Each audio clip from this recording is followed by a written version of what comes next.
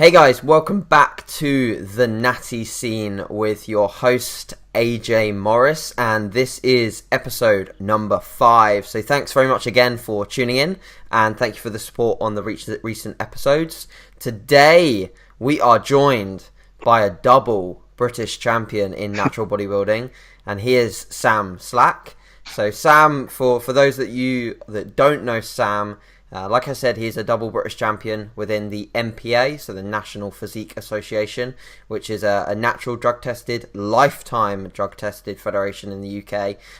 The only one, I believe, that actually drug tests for lifetime over sort of a 7 years in the other federations.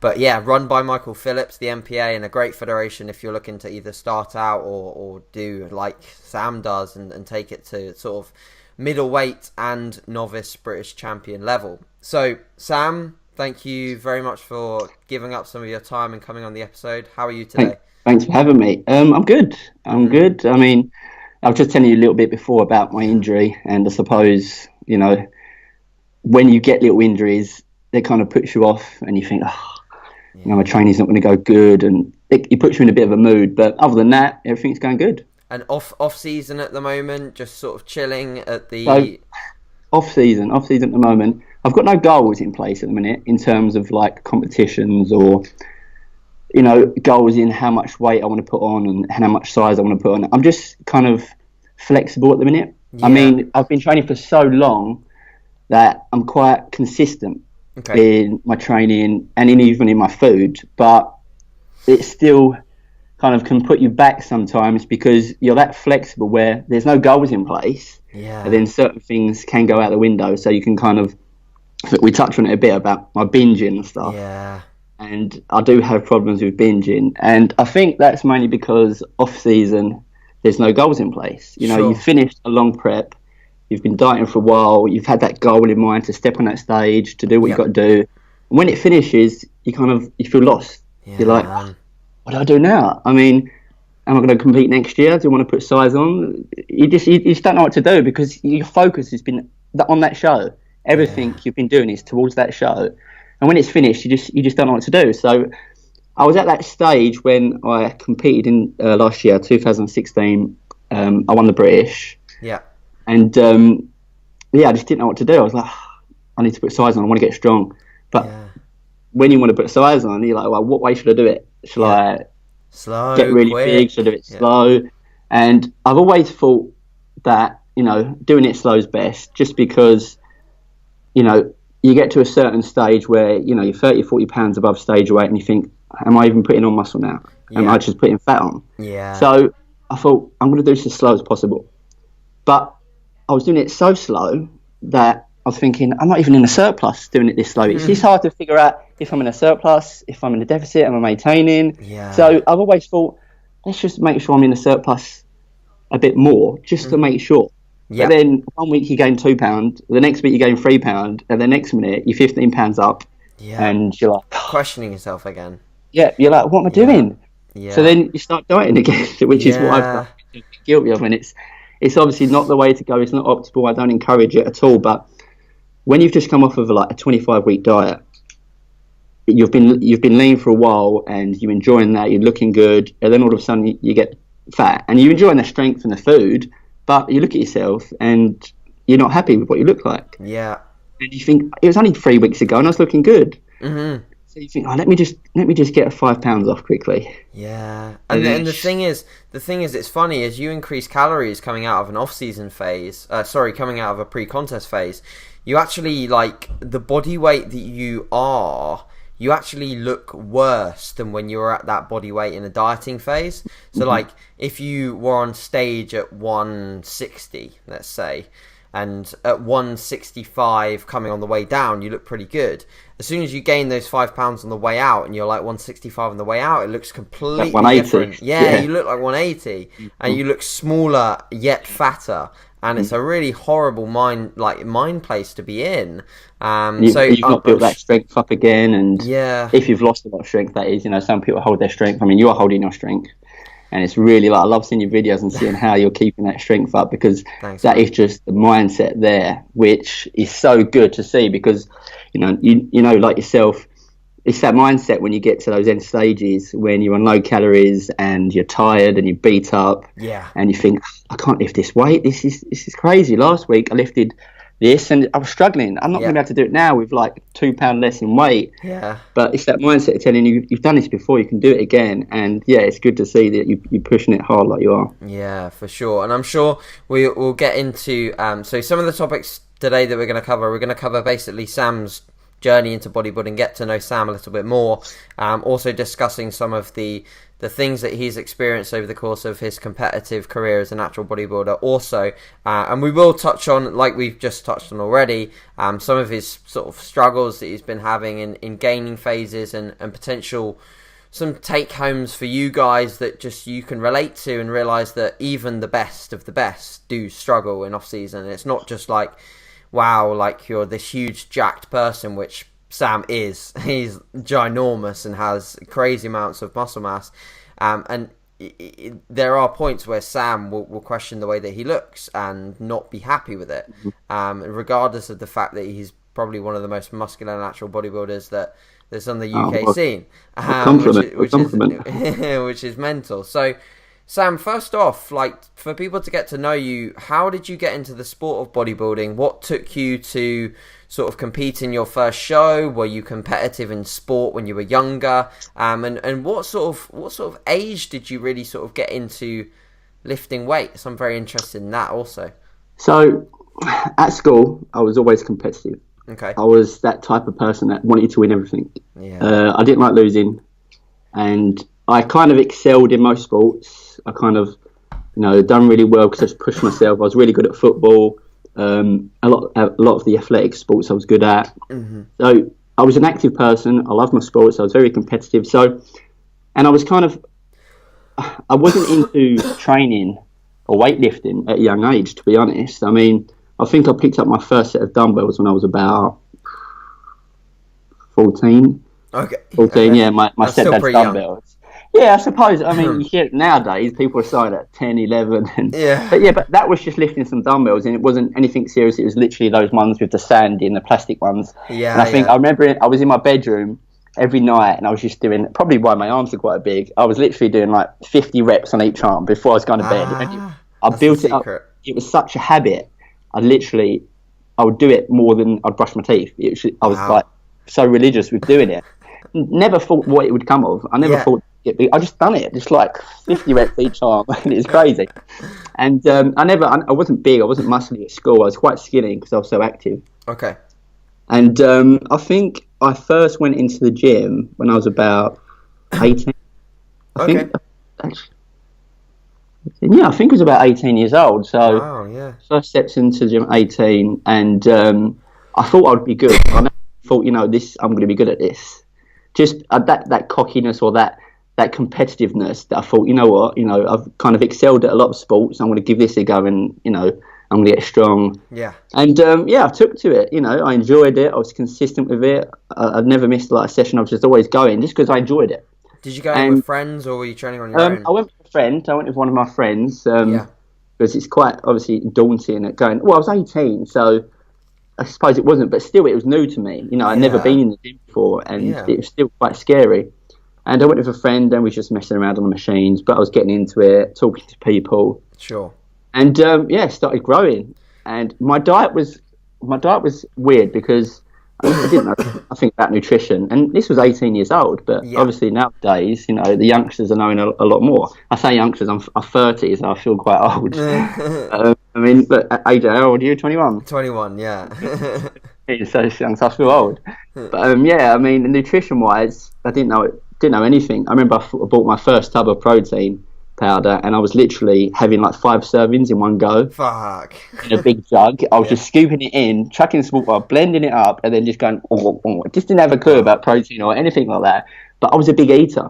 So even when I was young, I could put it away. I could put the food away. And I remember I used to eat like whole packets of chicken. Like, you get like 5 or 6 breasts in a chicken, and I'd put that under the grill, and I'd eat them all in one go. Wow. That was insane. Looking back, crazy high protein. Yeah, it was just like I just didn't have a clue. I was thought, go in the gym, eat loads of food, and then so I started getting results. And I think fast forward to probably about 2013. So it must have been about 26, 27 or something like that. Okay. And, you know, my physique started, you know, really changing. And a few people said, why don't you do a bodybuilding show? And I was like, no, I wouldn't get up on the stage in pants. Like, no, I can't see myself doing that. Okay. I'm just doing this for fun. And, you know, I was getting into it more, learning about nutrition more. And then I just thought, okay, I'll give it a go. 2013, I started to do my own prep. Okay. Diet down, and I don't know if you know Peter Chown. Peter Chown is a bodybuilder. A few years back, he used to compete with the BMBF, and I think he won the Mr. Universe a couple of times. Wow, okay, really cool. Really good bodybuilder. And I approached him, spoke to him, done a little bit of work with him for a few months, sure. And I wasn't happy with where I was at. Okay. I think I was about like 8 weeks out, and I was like, this is not going to happen. Okay. I'm a type of person that, you know, I'll give everything, but if I don't feel like I'm ready, I just won't do it. Sure, and, makes sense. So I didn't do it, and I thought, like, 2014, I'll take it seriously, and I'll give myself enough time, because that's what it was. I didn't give myself enough time. Give myself enough time, learn a bit more, and, you know, really go for it. Yeah. I'm not going to kind of back out of this. So 2014, I said, right, look for what federation I was going to do, and it was the MPA, just because, mainly because of the lifetime drug-free. Okay. I mean, I'm lifetime, and...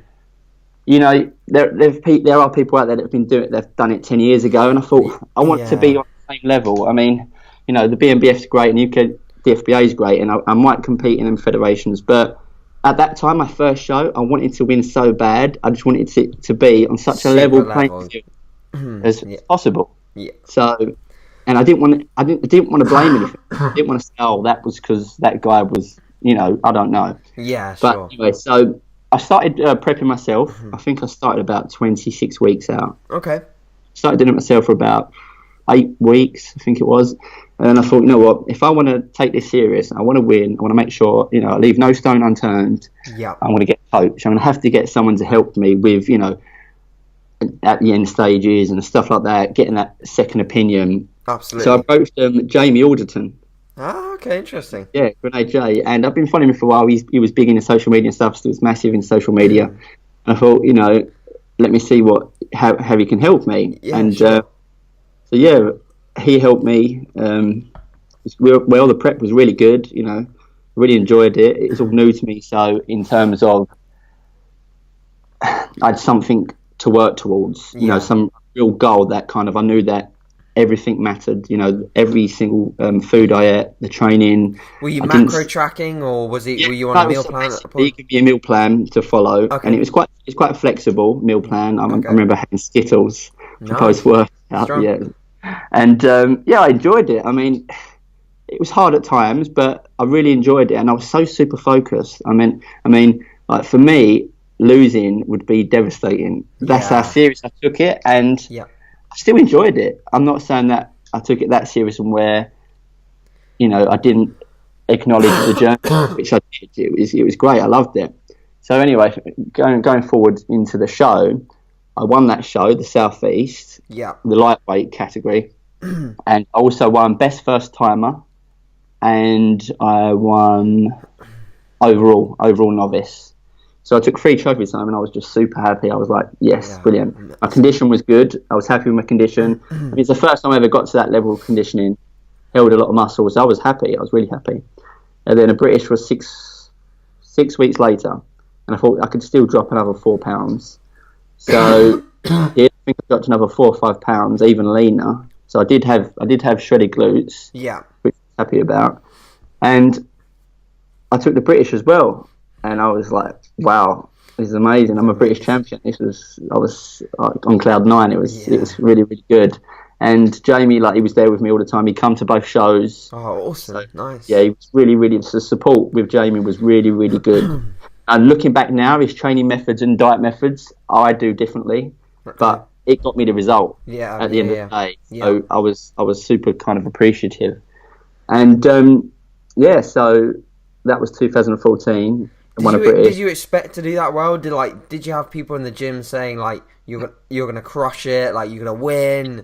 It's funny because I think you put a post up the other day, something about that. Yeah. And I did get a lot of people say, "Oh, you're gonna win this," and you're gonna. And I was like, you don't even know Who the about competition is, yeah.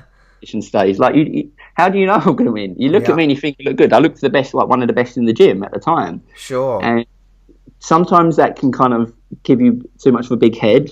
Massively, yeah. And you take your foot off the gas and you think, yeah, I've got this. I'm novice. I've got quite a bit of muscle. Yeah.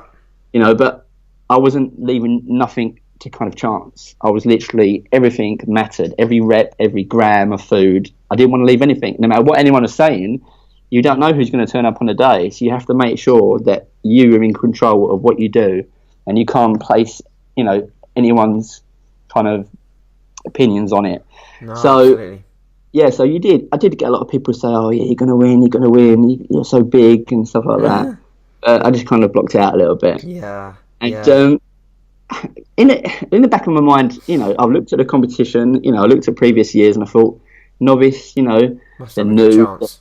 Yeah, exactly. I mean, I'm not kind of going to lie. I did feel like I had a good chance of winning. And not only that, because I believed in myself. I actually believed that, you know what, I'm going to win this. I didn't say, oh, yeah, I think I could come second. I actually was telling myself that I'm going to be first. I was kind of imagining myself being on that stage, winning, picking up that trophy, you know, really just thinking, I've got this. And there was no doubt in my mind that kind of I wasn't going to win, but I was not kind of telling everyone, oh, I'm going to win. Yeah. In my mind, I was saying I'm going to win. And what was I saying? Let's go back to people talking about. Oh, and the fact that posing, I think I noticed a lot of people in the novice categories, their posing wasn't great. Yeah, that's a big thing for sure. I really, really hammered home and pushed to get my posing right. How often were you practicing? I was practicing probably about half hour a night for about 16 weeks. Amazing, that's literally a lot. Yeah. It was a chore. It was. You know yourself, posing is like probably one of the hardest things because, you know, it's just one of those things that it's just, you don't see that much reward at the time when you're doing it. You know, it's not like lifting, you know, getting a PB in the gym and it's like, oh yes, you're just posing. It's just not fun. I don't think anyway. Some people enjoy it. I don't. I just think that's part of bodybuilding and you've got to do it. And I was posing a lot. I was making sure everything was right. My routine was good. Sure. And that showed on the day. I mean, I can't actually, I think I competed against Steve, didn't I? Steve, Harry. Yeah. And their posing was really good as well. So, but I didn't want to leave anything to chance. You know, there might have been a few people that didn't pose well, but they were much bigger than me, even more ripped than me. Sure. So, yeah, I think that made a big difference. Awesome. And then moving into like 2016 was your last competitive season. That was the second time round. Like, what changed for you? Obviously, I know that you hired a different coach. I know that you worked with someone else for that prep. But the main thing that I'm interested in knowing is, after being a British champion, obviously in a novice category, you moved up to middleweights. Did you feel like there was now a heightened expectation of you? Like, did you feel like more pressure to do well? And like, did you feel like anyone was expecting you to turn up and just win and just dominate? Because at that point you hadn't been beaten, and you know what being unbeaten is like there's expectations involved. So what was that like? I mean, I didn't have no intentions of competing in 2016, to be honest. Oh, interesting. Okay. I was just dieting down for a photo shoot. Yeah, so it's crazy. Wow. So you know, I had 2015 off, and it was 2016, and me and my girlfriend were trying for a baby. Okay. So for me to do a show as well as kind of trying for a baby, and if the baby, you know, she got pregnant early and she could come, it just didn't work. So I didn't really have no strong intentions to compete, especially when I didn't think that I had a good enough off-season in 2015 and the start of 2016. I see. So I didn't actually feel that I'd gained any muscle. So I think I was thought to myself, if I'm going to compete again, you want to be better. I want to look better. So I don't want to, you know, look the same and just hope on the day that no one looks good. Like, that's just, everyone wants to progress. You know, you want to progress. At the end of the day, although we're competitive, you still want to, you're still trying to beat yourself. You're improving on yourself. Yeah. So I think it was, I must have been about, I knew when the show was, I knew when the show date was, so I kind of timed it around that time, and I think it was about 20 weeks out, I started dieting down. I think I was about 28 pounds over stage weight from the stage weight I was in 2014. Yeah, sure. And I can't remember the weights off the top of my head. Okay. But for my photo shoot, I thought I'd hire a coach anyway, just because, and it was Jordan Peters, because I hired Jordan because I've been with him before. Okay. In an off season. Yeah. I've done about 12 weeks with him in an off season, just to see his approach and see, what I could do. Learn a lot, into my coach and help my clients. That's what you do. You learn from other people that know more than you and experience more than you, so you can help other people. Of course, yeah. And I learned a lot from Jordan. I mean, Jordan's, he's incredible. I mean, his methods and his kind of principles. That's what I follow. I follow a lot of Jordan stuff. And his fucking lifts. And and his lifts. I mean, his progressive overload and his kind of training methods. That's the way I do it. Yeah. Sure. And I learned a lot from Jordan, and I thought, I'm going to go with him for a dieting phase, Okay. And if I'm happy, I might compete. Now it's quite strange because a lot of people, they wouldn't normally do that. They wouldn't normally think, I'll just jump into it if I feel good. Some people do, but I was so I wasn't thinking. I didn't think that I'd gained enough muscle in the off-season. That was in my back of my mind all the time. I was thinking, I'm just not going to look any different. And I didn't want that.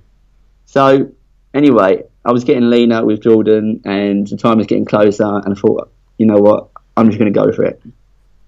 And I signed up to the MPA Southeast again. And, I had intentions to winning the British again. But for me, I wanted to win the overall, Southeast overall. That's what I was gunning for. Yeah, yeah.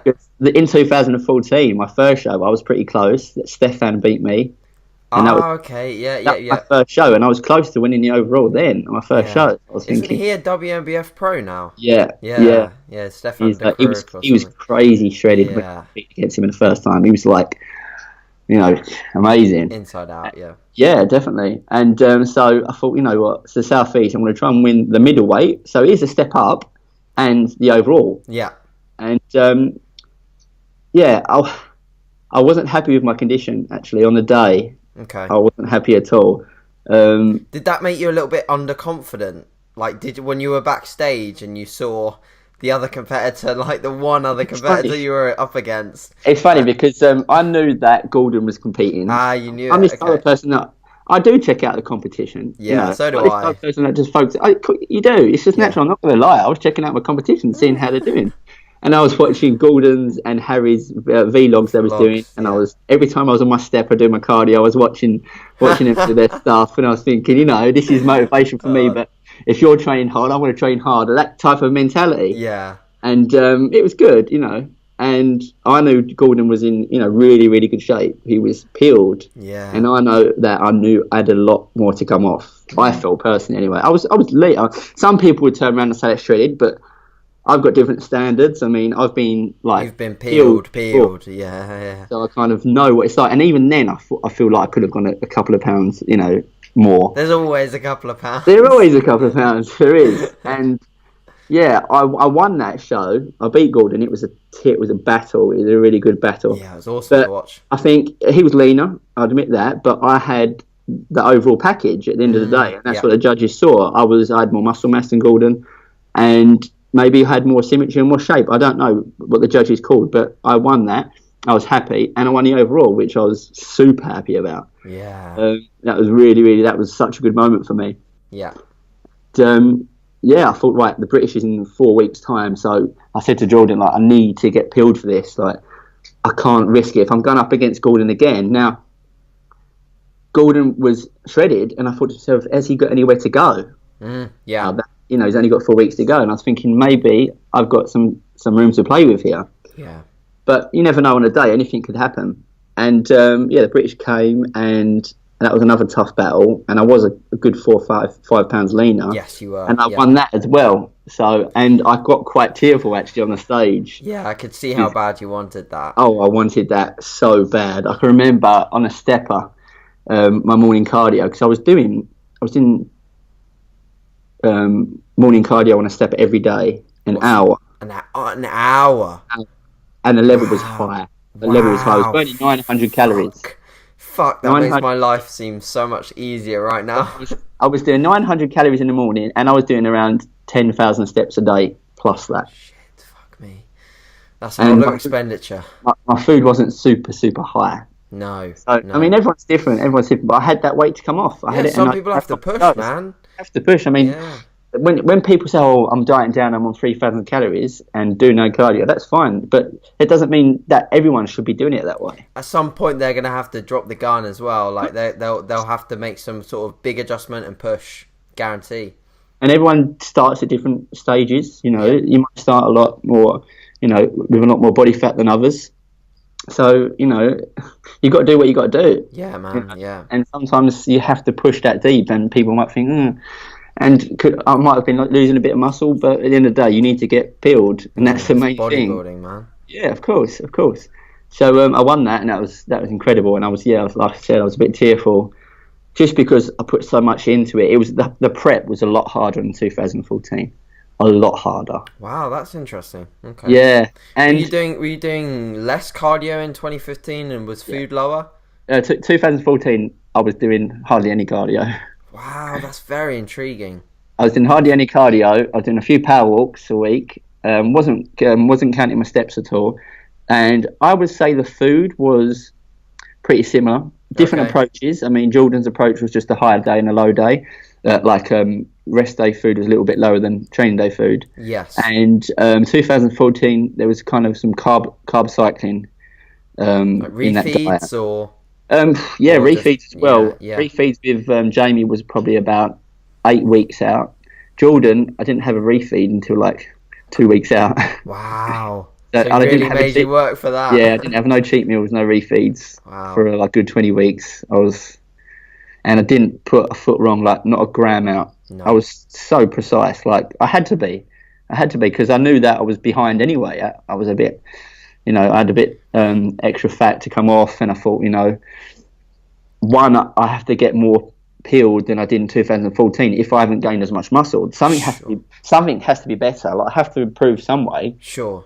And looking back on it, I kind of feel like I did gain some muscle. Yeah. I don't know how much, but I did look a lot bigger. I just didn't look leaner, so who knows? But I won it anyway. What was the difference in peaking protocols out of pure curiosity in 2014 versus 2016? Jamie versus JP. What was the peaking protocols like for the actual show itself? Pretty similar. I mean, the water loading was quite similar in that, I was water loading Monday. So say the show was on a Sunday, I was water loading, very high Monday, Tuesday, Wednesday. I think it was 10 litres Monday, 10 litres Tuesday. No, sorry. It was 8 litres on a Monday, 10 on a Tuesday, 10 on a Wednesday, 10 on a Thursday, then slowly coming down. Slowly bringing it down. So it was quite a high water load. Some people don't water load and stuff. And it was both similar, Jordan's and JP's. For the peak week in terms of the food and the training, Jamie's was low carb for like 3 days, 4 days, and then 2 high days, so 2 big... 2 backloads, yeah. Yep.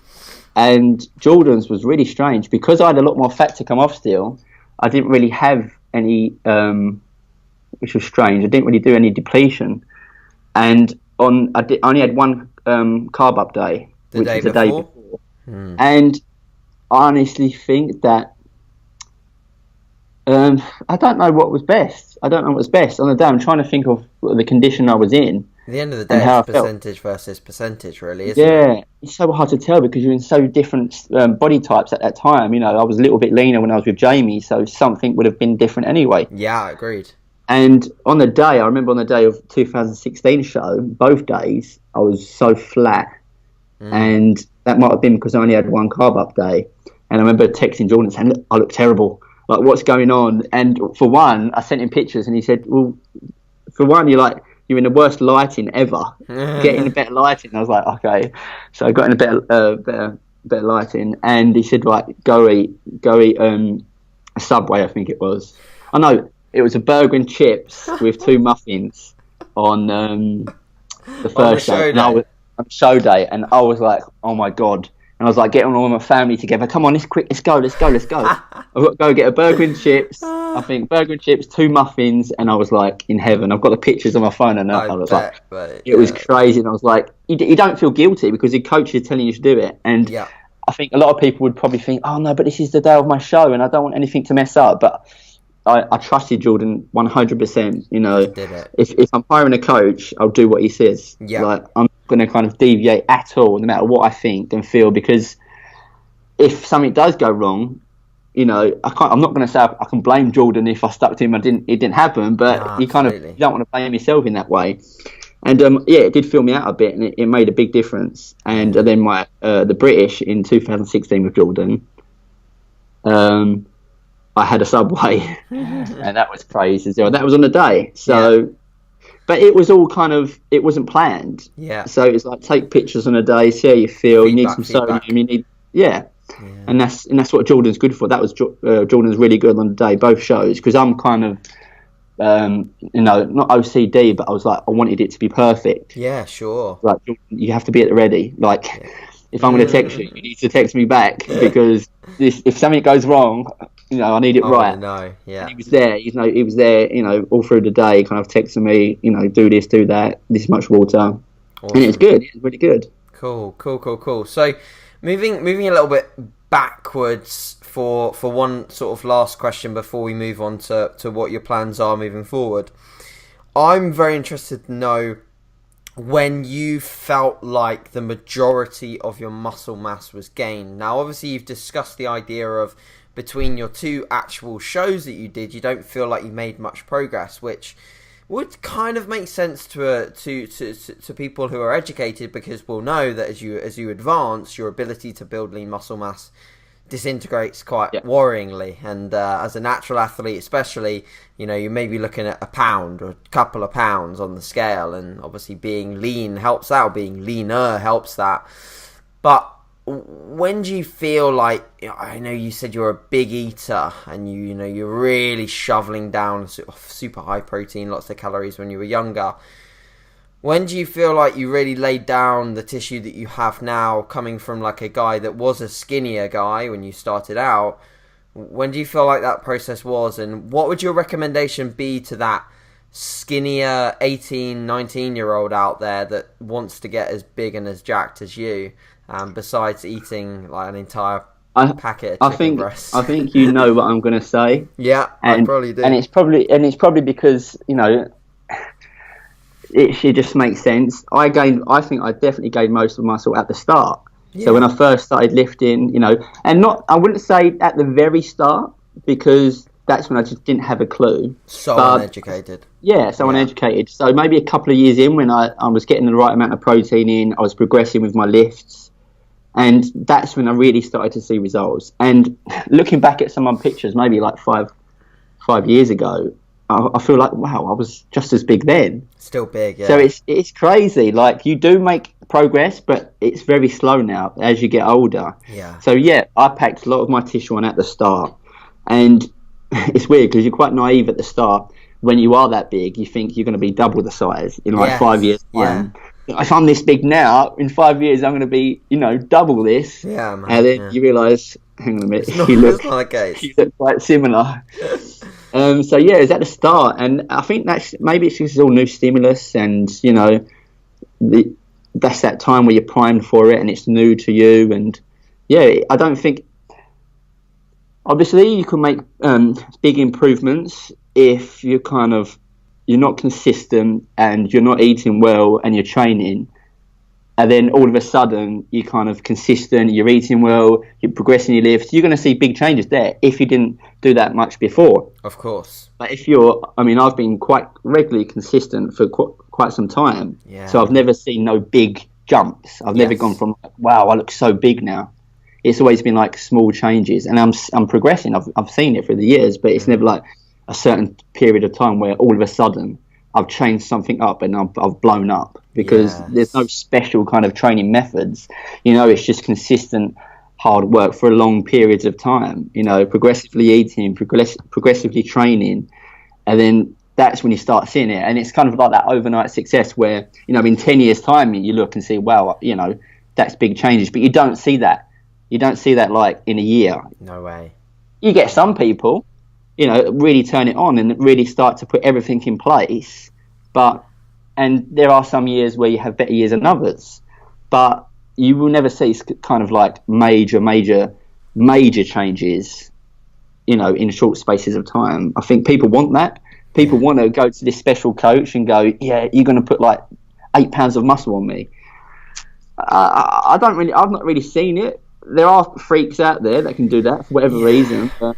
I mean, what you talk about just really, really proves this idea of the natural genetic elites, because essentially what you have done is in your initial years of training, you've eaten, you've progressed, and you've made a lot of your progress in quite a short period of time.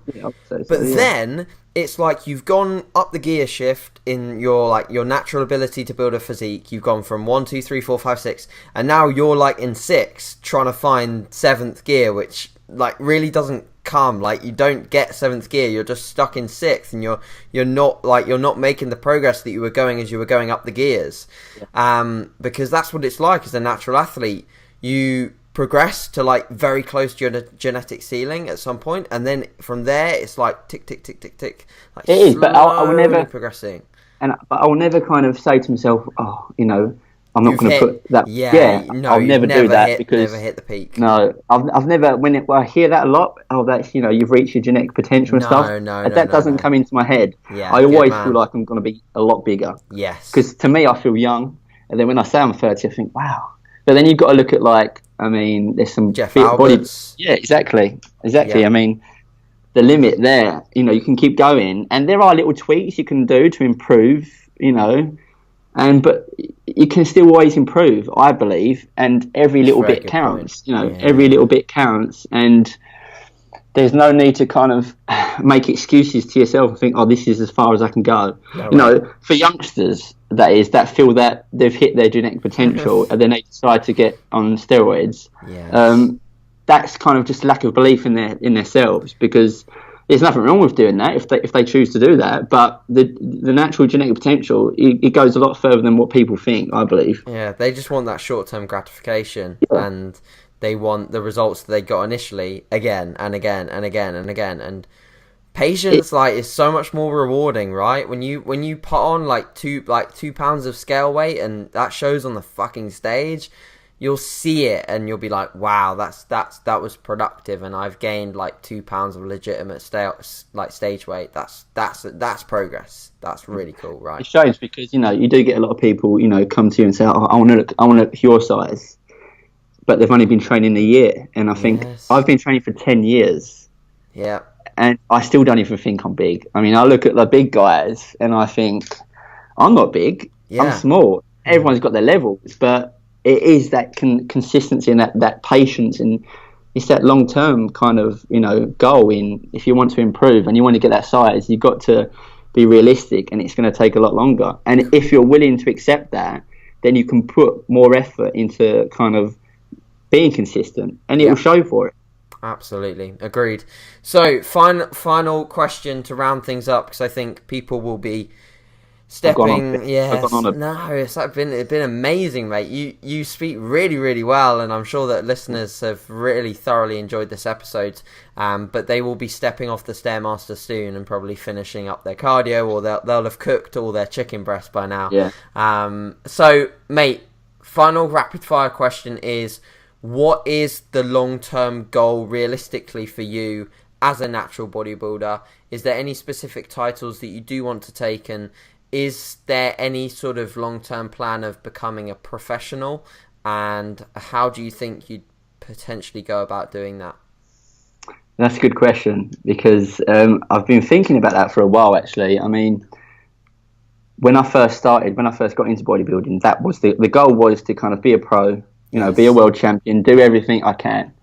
But life does change, and I've had a little one recently as well. I've got a little girl. She's 4 months old, Emily, and your life changes. And I think, I'm not saying bodybuilding isn't kind of one of those, things where you can do it forever. You can, but there comes a point where you have to realise there are other things in life, and if you forget that, sometimes you can get lost, and sometimes you're not fulfilled or not happy if you're just kind of chasing something, but you're neglecting other things in your life. Yeah. Because at the end of the day, if you're chasing a win or a title and you're not getting it, you're just going to be unhappy, I think, personally. And you've got to get a balance. That's hard. I think balance is such a hard one because I'm still trying to find it. Mm-hmm. But if we kind of go back onto my long-term goals, it was to be a pro and it was to be a world champion. Now, I don't think it's to be a pro bodybuilder. Interesting. Because for me, that feels like a title.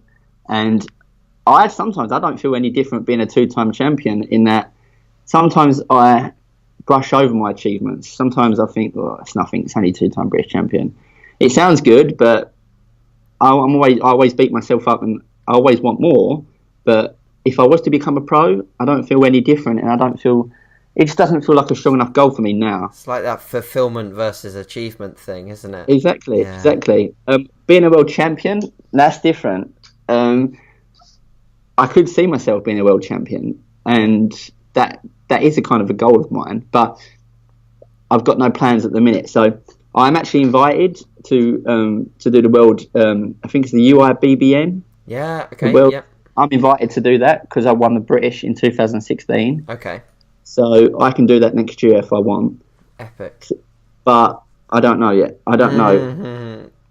You might do a photo shoot around the same time, eh? Exactly. Off season at the minute, I mean, I'm 24 pounds above stage weight, and I've got a lot of time before that show comes around, so there will be a lot of mini cuts, and I do want to put a lot of muscle on. I just need to do it consistently and do it right. Yeah. And if that goes well, if I feel like I've progressed, if I've built up some good muscle and I've not just got fat, then depending on where I'm at that stage, 6 months out, yeah, I might decide, everything is going okay, my business is going okay, family life's good, I can fit that in. Because you've got to understand that when people decide to do shows, sometimes they're thinking about themselves so much, they're not thinking about how it's going to affect other people. Yeah, and right. I've been guilty of that before. And when you take a step back and you realise, hang on a minute, if I'm pushing other people away just for this show, when this show's finished, what do I come back to? So you've got to realise that, if you can fit that, bodybuilding. Exactly, there is, and you need to fit that in with your plan. And my little girl is going to be 1.5 then. Do I really want to just focus? Because we know bodybuilding is quite a selfish sport. Yeah. And the way I prepare is that nothing matters. I'm fully focused, so it's hard for me. Some people can get that balance, and I'm not saying that I completely neglect them, but my attention is a lot more on the show. Yes. And I don't want to be like that. So it all depends on where I'm at. So it's very who knows? good that you realise that, because a lot of people don't, and they get into it. They say they're all up for being balanced. They're all up for giving their family time, appreciable amounts as well.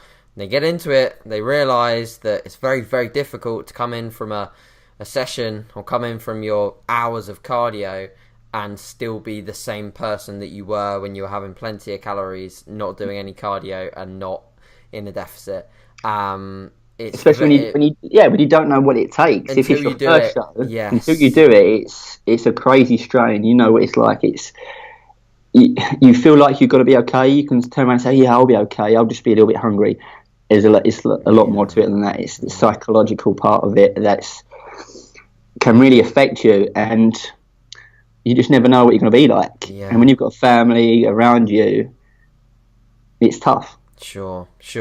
Well, Sam, I think that's a great point to end on. I think we've not only given people an insight into you, but also given them some very, very appreciable and valid take-homes. So thank you very much for your time again. And guys, if if you'd like to follow Sam further, I'd really highly recommend it. Like, he puts out great content not only on his Facebook page but his Instagram also. So I'll make sure to link all of Sam's socials in the info box below. And also, he's just released his new website as well for online. You do online and one-to-one coaching, don't you? Yeah. Yeah, awesome. So I'll make sure that's in the info box as well, so you can check out Sam's services. And of course, guys, as usual, any questions, any feedback, let us know. If you're watching or you're listening on your phone, screenshot and tag us both in your Instagram story. That would be epic. We love seeing them. Any feedback is awesome. And so thanks again, Sam, for coming on. No problem at all. Thanks for having me. Yeah, no worries at all. And we'll see you guys in the next episode. Cheers, guys.